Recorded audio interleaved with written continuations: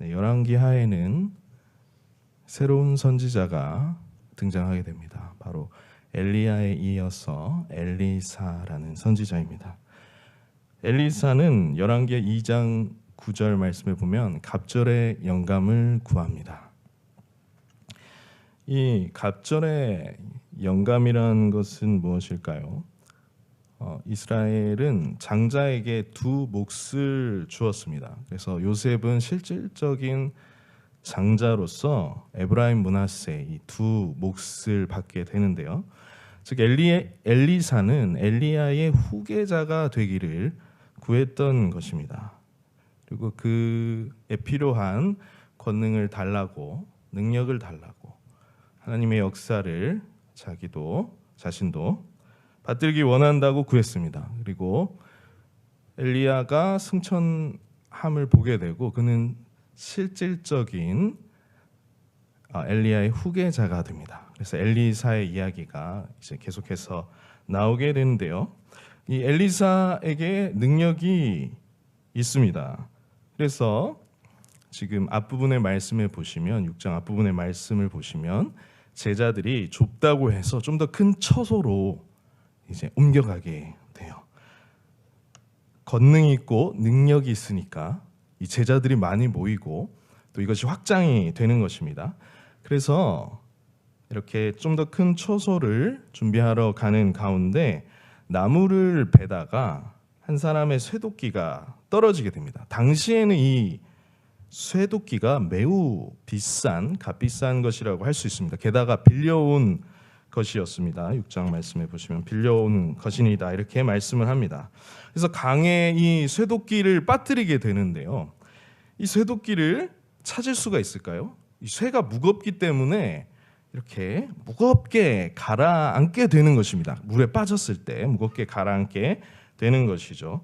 그런데 6절 말씀을 보시면 엘리사가 나뭇가지를 베어 물에 던져 쇠도끼를 떠오르게 했다라고 오늘 말씀에 그렇게 확인할 수 있습니다.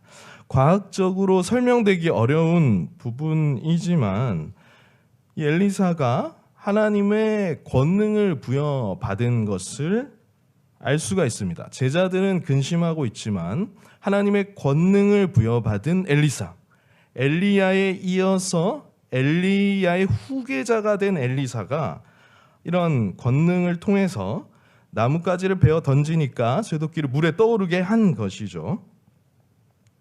당시에는 아주 어려운 시기였습니다. 북이스라엘은 하나님을 제대로 섬기지 않고 악을 행했습니다. 그런 어려울 때일수록 강력한 선지자가 등장하는 법이죠. 하나님의 유명한 사람 엘리야와 엘리사가 등장합니다. 그런데 이 권능을 가지고 하는 일이 어쩌면 별것 아닌 것처럼 보일 수가 있습니다. 이 사건이 왜 나왔는가? 하나님의 큰 권능을 받아서 정말로 그 불이 내려오게 하는 그 사역이 아닌 오늘 말씀에는 이 쇠도끼를 떠오르게 하는 일이 나오는 것이죠. 이 사건이 사소한 일로 보일지 모릅니다. 그런데 잃어버린 사람에게는 정말 큰일인 것이죠. 하나님께서는 어떠한 분이십니까? 온 우주의 왕이신 하나님, 온 우주의 창조주이신 하나님이시기도 하지만 우리가 생각하는 작은 일과 무관한 분이 아니시라는 것입니다. 어려운 시기에 엘리사와 제자들은 일상의 작은 일에서부터 하나님을 의지하고 그 은혜를 맛보았습니다. 이것이 중요합니다. 여러분 다윗을 생각해 보십시오. 다윗은 늘 곰과 그 사자의 발톱에서 그 양들을 구해냈습니다. 그에게 익숙한 물맷돌은 골리앗을 무너뜨렸습니다. 일상에서 하나님과의 동행을 무시하고 중요하게 여기는 것이 중요합니다. 그 중심에는 무엇이 있었습니까? 오늘 이 기적은 나뭇가지를 던졌다라고 말합니다. 그래서 무거운 쇠도끼가 가라앉아야 마땅한데 나뭇가지를 베어서 던지니까 그 쇠도끼가 떠올랐다라고 말합니다. 우리를 살게 하는 것은 무엇입니까? 이 땅에 오셔서 나무 십자가에 달려서 던져지신 예수 그리스도십니다. 그가 던져지심을 통해서 그를 통해서 살 수 없는 자들이 사는 것입니다. 찾을 수 없는 것을 찾게 되는 것이고요. 볼 수 없는 것을 보게 되는 것입니다.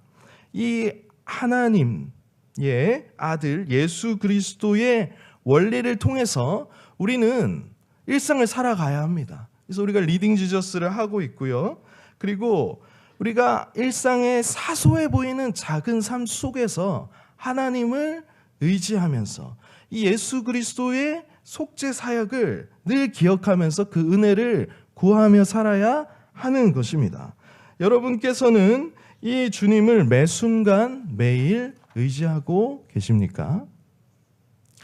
이어서 나오는 8절부터 23절까지 말씀에 아람 군대 이야기가 나옵니다. 당시 아람 군대는 늘 이스라엘을 괴롭혀 왔습니다. 심심하면 쳐들어갔다라고 보면 됩니다. 얼마나 이 이스라엘이 성가시고 피곤하고 짜증이 나고 힘들었겠습니까? 그런데 어느 날부터 10절 말씀해 보십시오. 이스라엘 왕이 하나님의 사람이 자기에게 말하여 경계한 곳으로 사람을 보내 방비하기가 한두 번이 아닌지라. 이렇게 심심하면 쳐들어가는 그런 아람 군대였는데 어느 때부터 이 이스라엘이 방비를 하기 시작하는 것입니다. 그래서 그들의 계획이 번번이 실패하고 말았어요. 그래서 아람 왕이 이렇게 생각했습니다. 이 정도면 분명히 도청장치가 있는 것이 아닌가. 말하자면 그렇게 생각한 것입니다. 그래서 내통하는 사람이 있다고 생각하고 확신했습니다. 그래서 누구냐? 빨리 이실 직고 해라. 이렇게 한 것입니다. 아람 왕이. 그래서 물어보니까 자, 여기 12절 말씀에 보시면 이렇게 나옵니다.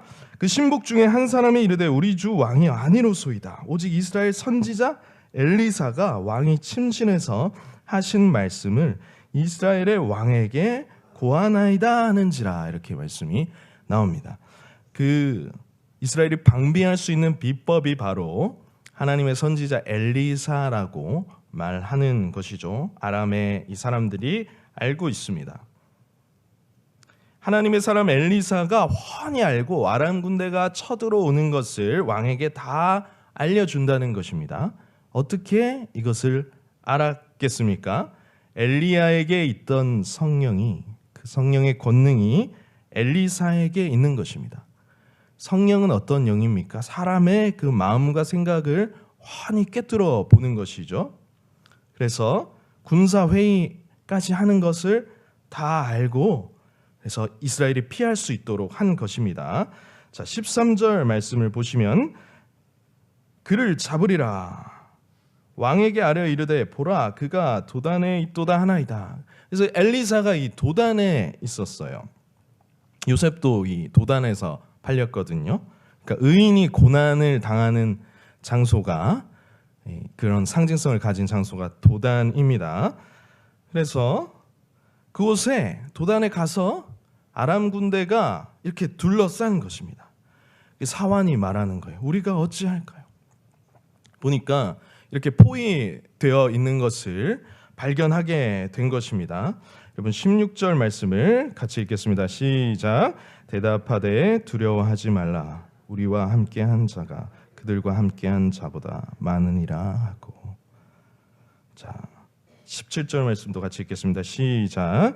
기도하여 이르되 여호와여 원하건대 그의 눈을 열어서 보게 하옵소서 하니 여호와께서 그 청년의 눈을 여심해 그가 보니 불말과 불병거가 산에 가득하여 엘리사를 둘렀더라. 아멘.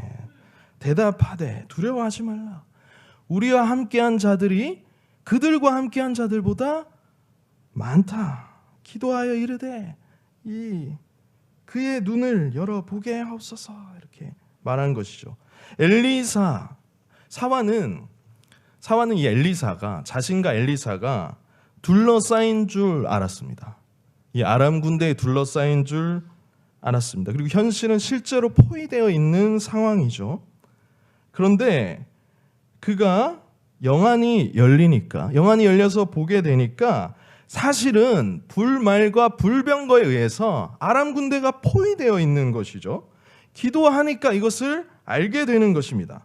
하나님을 의지하고 권능을 받으니까 이 통찰력과 지혜로 훤히 깨뜨려 보는 것입니다. 그리고 보지 못했던 이 사람의, 이 청년의 눈이 열려서 실제로는 우리의 상황이 아람 군대에 둘러싸여 있는 것이 아니라 하나님의 그 불말과 불병거에 의해서 이 아람 군대가 포위되었다는 사실을 눈을 열어서 발견하게 된 것이죠. 오늘날 우리에게는 이런 낙천적이고 시원한 한마디가 너무나 절실히 필요합니다. 두려워 떠는 사람들에게 두려워하지 말라. 우리와 함께한 자들이 그들과 함께한 자들보다 많으니라. 아멘이 안 나오시네요. 할렐루야. 두려움에 떨고 있는 자들에게 진짜 현실이 무엇인지 성경은 말씀하고 계십니다. 우리의 환경과 상황이 답답하고 막막하고 두려울 때 어떻게 해야 되겠습니까? 기도해야 합니다. 눈이 어두운 아람 군대는 사마리아 중심부까지 가서 꼼짝없이 붙들리게 됩니다.